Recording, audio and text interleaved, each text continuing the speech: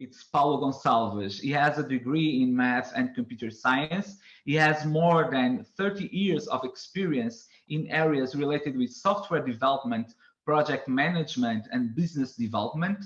For the last 5 years, he's part of the global account team working across 15 countries, but he's here because of another thing.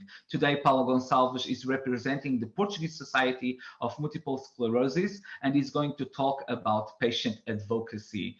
Paulo, it's great to be with you. You are a gentleman. I really like to talk with you, and I can't wait to hear your presentation. Thank you, Rani. Thank you all. Just to be clear, I hope you drop down your expectations, or at least your expectations are not that high. Change can't for a community or even a scientist, so I'm completely out of my league. So I am inspired by others, not expired by others.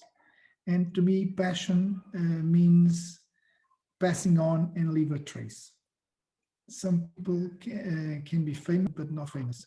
I prefer to be important. I prefer to be imported into you.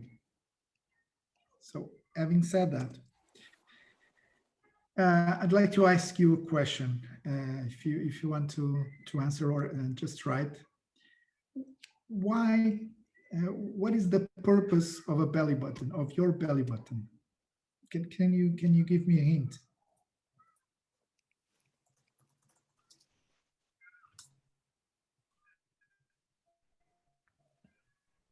So Pedro has said nutrition. We have someone who's, it was connected to my mom, which is a great answer. Something that connected to everyone's mother.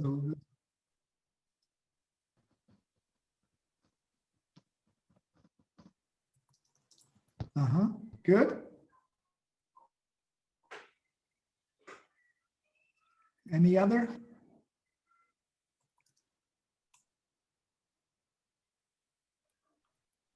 Was our connection to life from Pedro.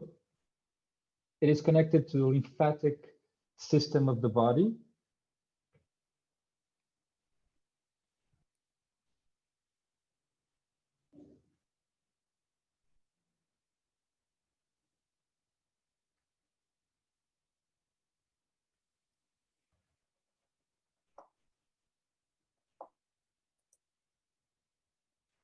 Paulo, you're muted. So I apologize, I dropped, but I was going to say it's some of the answers that you may come up with. Probably they are connected to something that was very important for us to be born, for you to be here.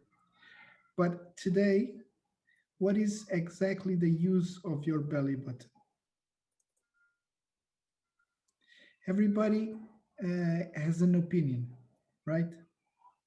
So I is the switch to turn on your opinion. So let's call it the think meter. And we can use our think meter. Each one of us has an opinion. Each one of us has a belly button. So let's use the think meter to give opinions, to turn on our opinions, and to ask questions and to learn more. Okay? So the 5 W's, as I said before, I'm not sure if you heard, but I didn't agree with Tiago or Antonio or Hernani, but I thought of talking to you about these 5 W's. So why do we communicate? The how? What do we need to communicate? To whom? What's the audience? And do we empower the audience or not? So this is how I'm going to stress out my message. Next slide, please.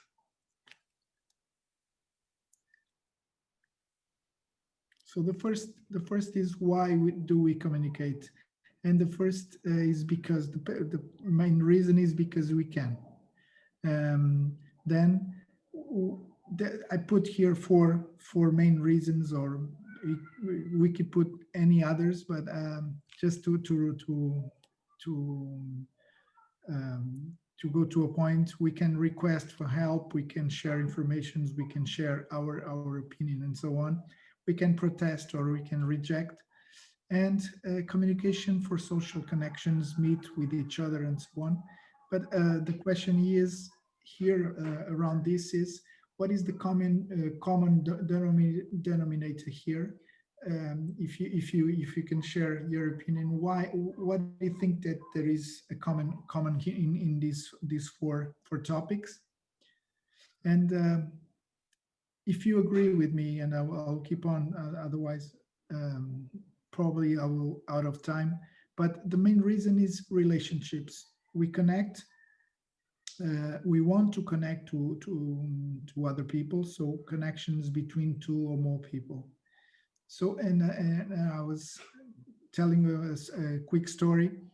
And when I got to 50, so on my 50th birthday, I gathered 50 friends in a restaurant. And that evening, I announced that this would be my best decade ever. I was starting the new one. And I was so far to realize that such a change was about to happen. First, we make the decision, then we walk the talk. And a few weeks after that day, I decided to leave the company. I worked for 15 years and started working as an independent consultant. Just a few months after that, I was invited to join the board of SPAM, which is the MS Patients, Multiple Sclerosis Patients Society in Portugal. And by the way, the salary for that is zero. We are volunteers. And why did I do that? I really don't know. Perhaps just giving back to society, a part of society has given me. I just said, yes, let's do it. Again, first the decision, then the action. Next slide, please. So talking about the how, another quick story. When I arrived at SPAM, there was not a good communication field. The teams did not collaborate. Sometimes they wouldn't even yell at each other. So bad was the communication between the teams. The IT systems also didn't work. They were quite obsolete, and we didn't have the money to replace them. The organization didn't have the budget to replace, but the operation had to continue. And I really had no idea how to fix this. Remember that I was coming from a multinational company, which when we had a problem, we had a number or an email address to ask for money. This was not the case. And again, we had the patients to attend, and this was our why. Then we needed to fix, to define how we're going to solve this problem. So in organizations in general, we have this typical pyramid structure. In this case, we definitely understand that this was not working. The top-down approach was not working. So in some cases, next slide, please. So in some cases, we have the matrix model. We didn't have nor the time nor the money to implement such a model, because this is the one that we require, or it requires specific HR systems and a lot of a good team to work on it, and we didn't have that also. So next slide. So we kind of invented the implementation of the inverted pyramid. But again, we wanted them to have an image of why, an infographics. Next slide, please.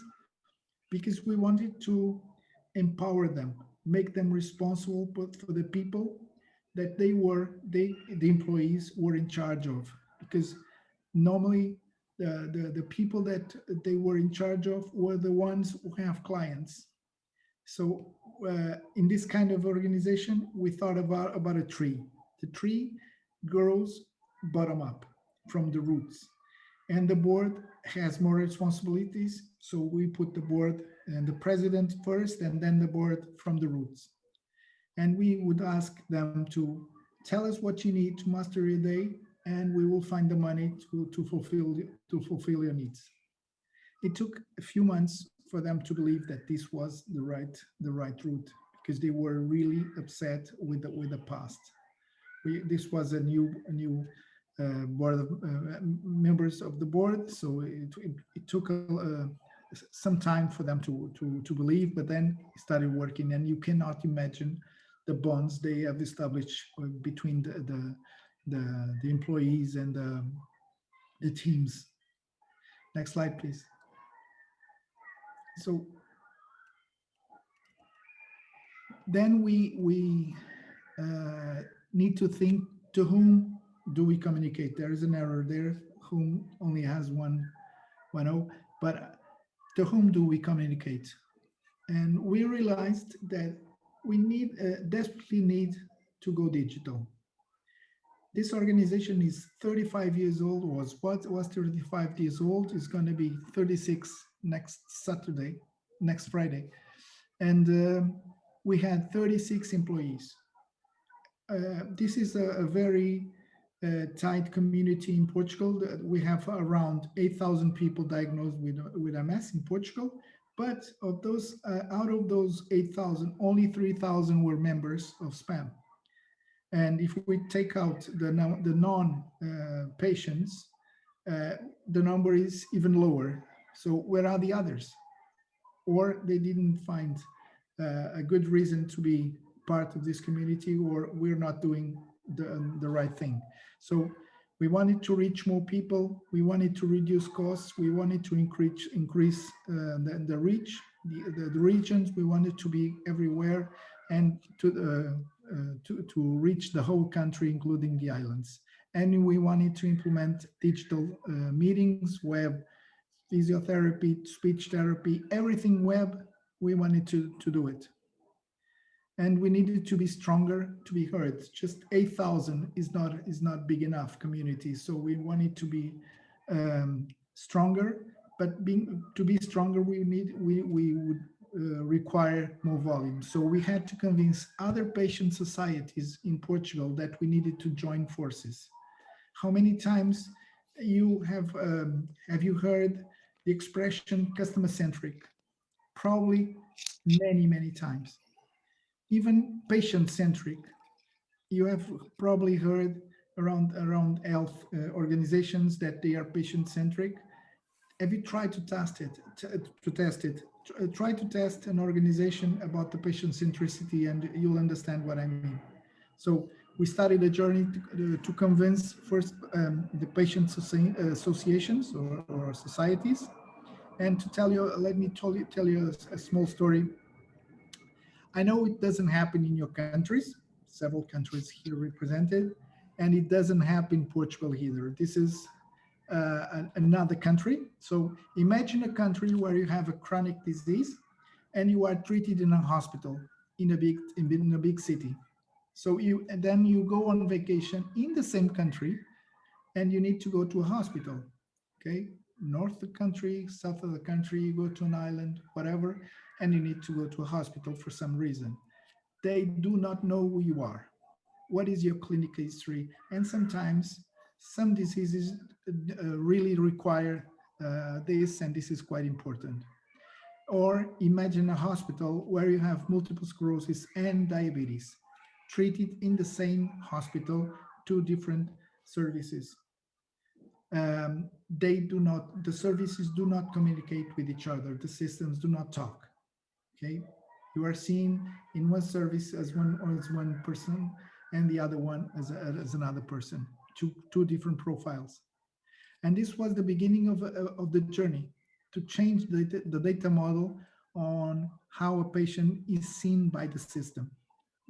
So here we have 4 things to remember in this slide is the word citizen focused, or the word citizen, the word GDPR because we need the system to be GDPR compliant.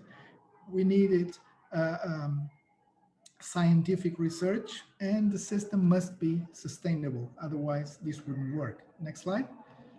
So we wanted to have the citizen data, the personal information at the heart of the system, and then the clinical specialties around.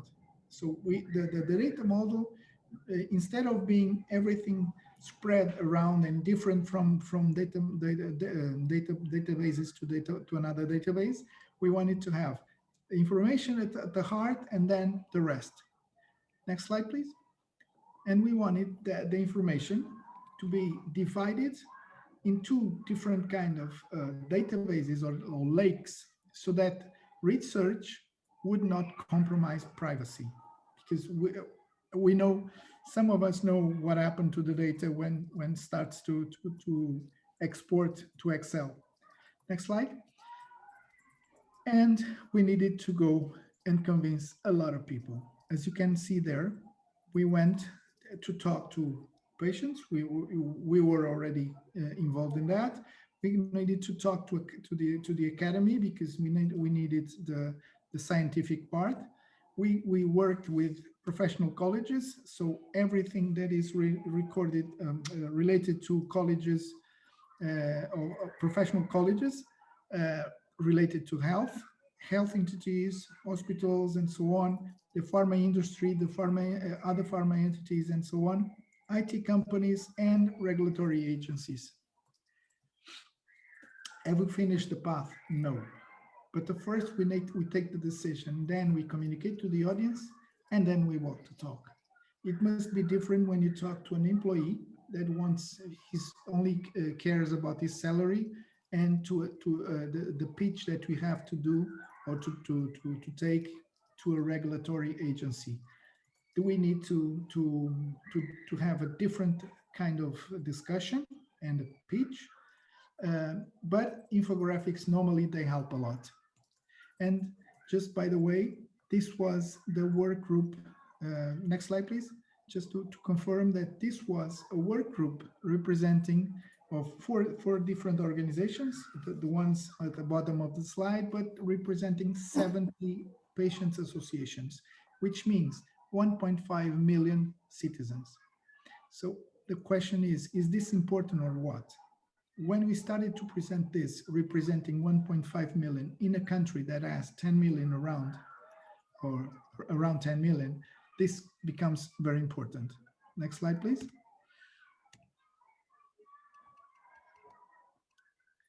So what do we communicate?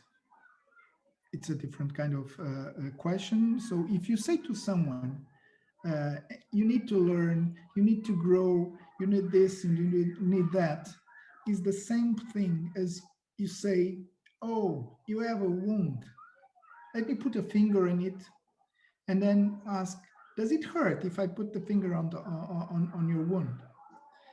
So when we want to change, we need to change the culture without expressing it. So we don't talk about what we want to change, we just act.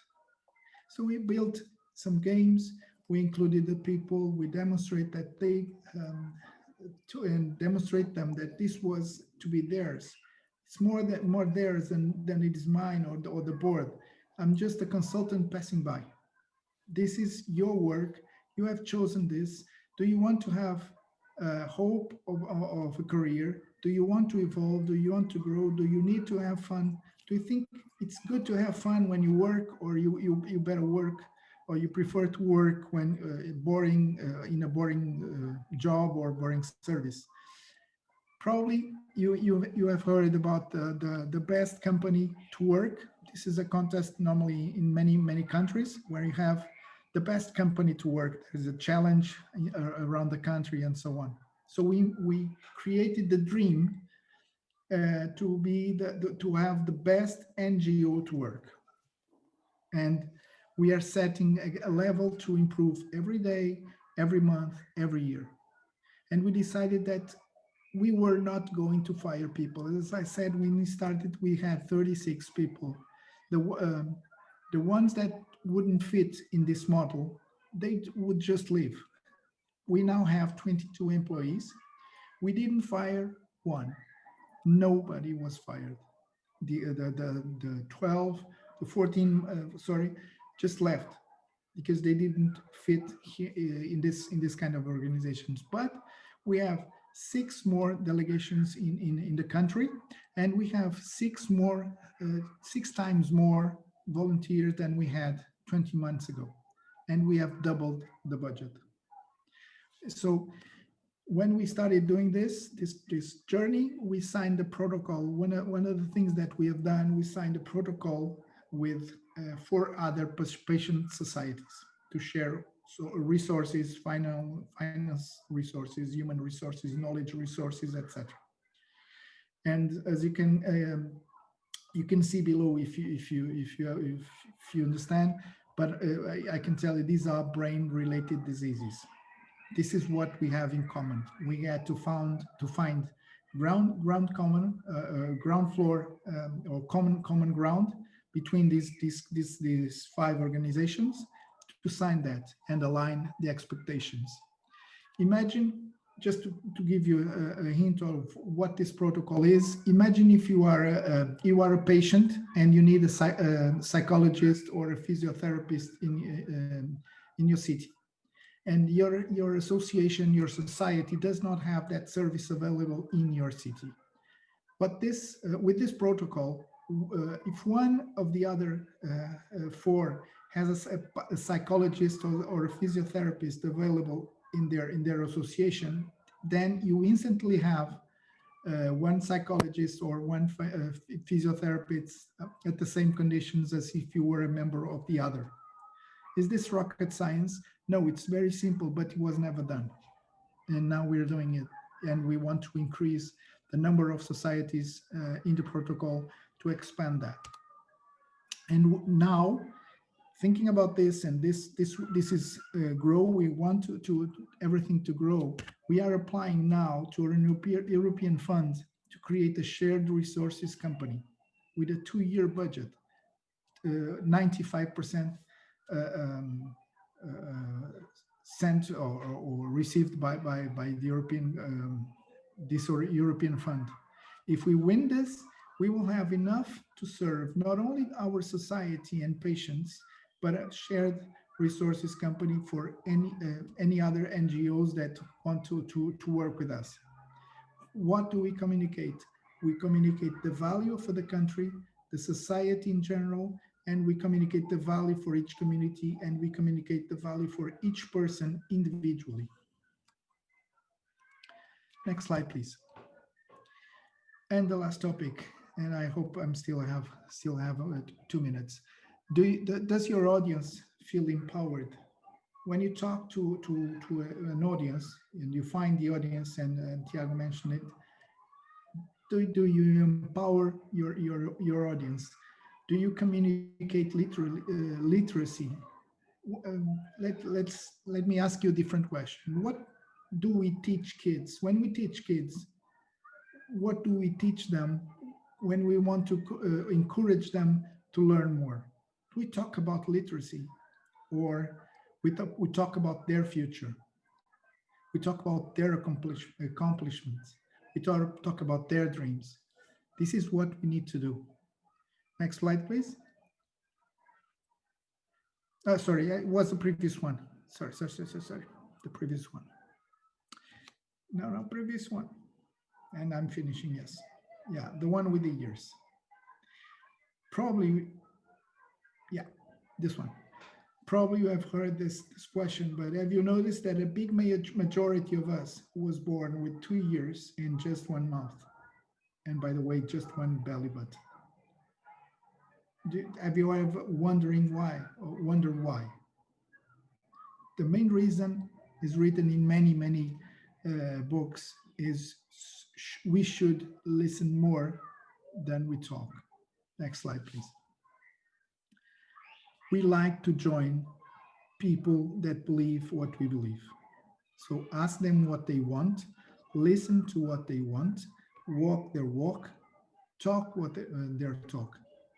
Once you start this journey of listening, you will improve your art because it's art of asking better and more intelligent questions. Thank you.